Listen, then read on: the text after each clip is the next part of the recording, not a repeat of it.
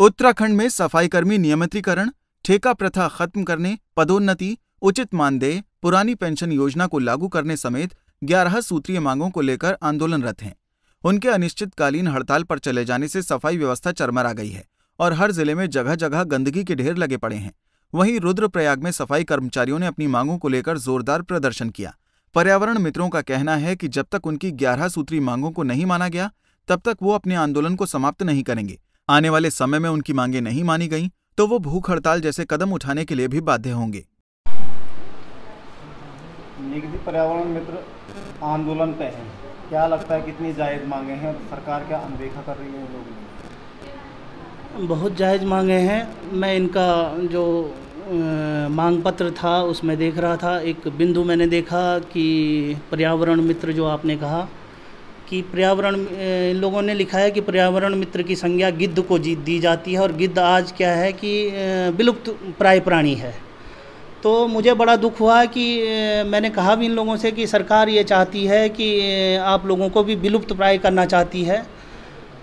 उस देश में, जिस देश में स्वच्छता अभियान 5 वर्षों तक बीजेपी सरकार का, माननीय मोदी सरकार का स्वच्छता अभियान 5 वर्षों तक बड़े ज़ोर शोर से चला और जिस स्वच्छता अभियान ने मोदी सरकार को दोबारा से सत्ता में आने का मौका दिया, उस देश में पर्यावरण मित्रों की और ये सफाई कर्मियों की ये स्थिति और इस तरह से देख के मुझे बड़ा खेद होता है। मैं आज 2-3 दिनों से इधर नहीं था तो घर पे आया तो कूड़े का ढेर था, तो पत्नी ने बताया कि सफाई कर्मी नहीं आए हैं। तो मैंने पता करा कि क्यों नहीं, तो मुझे पता लगा कि हड़ताल पे हैं। मुझे माननीय मोदी जी की वो बात याद आती है कि जब उन्होंने कहा था कि मैंने अपनी माँ से कहा था कि कूड़े वाली, तो मेरी माँ कहती थी कि कूड़े वाले तो हम हैं बेटा, ये तो सफाई वाले हैं। और बड़े दुख का विषय है कि हमारी माँ को गुजरे हुए कम से कम 15-20 साल हो गए हैं। हमें अपनी माँ की बातें अक्षरश आज भी याद हैं और हम अपनी माँ की बातों का और उनकी शिक्षाओं का पालन करने का प्रयास करते हैं। लेकिन देश की सर्वोच्च गद्दी पे बैठे हुए माननीय प्रधानमंत्री जी केवल माँ को राजनीति में इस्तेमाल करा। माँ कहती थी, लेकिन इन लोगों के पैर धुए, मालाएं चढ़ाई और ये करा वो करा, कितनी कुछ करा, लेकिन आज ये लोग सड़क पे हैं।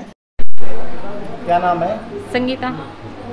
अच्छा, क्या मांगे हैं, किस तरह से दिक्कत होती है आपको, क्या कुछ तुम्हारी मांग है? हमारी मांग तो यही है कि देखो हम गरीब लोग हैं और जिन लोगों को कोरोना हो रखा था, कोरोना काल में भी हमने उनके घर पे जाके काम किया है, तो मोदी बाबा को भी ये सोचना चाहिए, हमारी तरफ देखना चाहिए।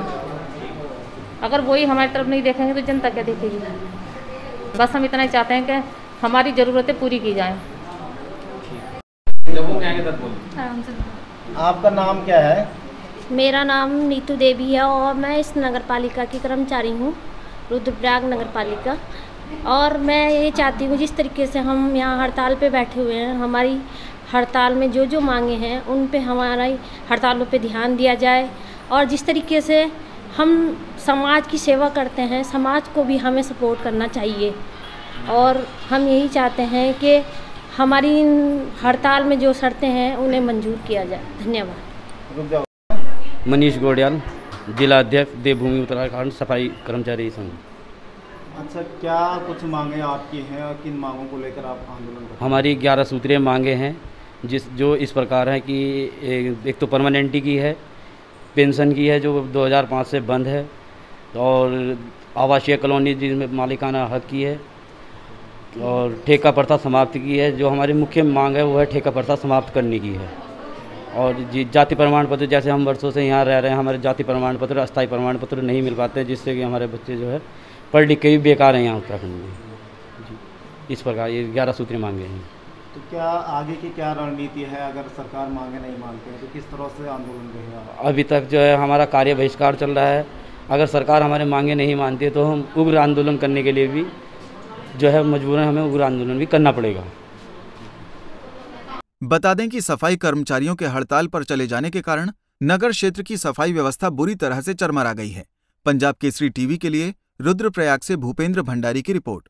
हमसे जुड़े रहने के लिए हमारे YouTube चैनल को सब्सक्राइब करें और नई वीडियो की नोटिफिकेशन के लिए बेल आइकॉन को दबाएं। अगर आप ये वीडियो Facebook पर देख रहे हैं तो लाइक जरूर करें और ज्यादा से ज्यादा शेयर करें। धन्यवाद।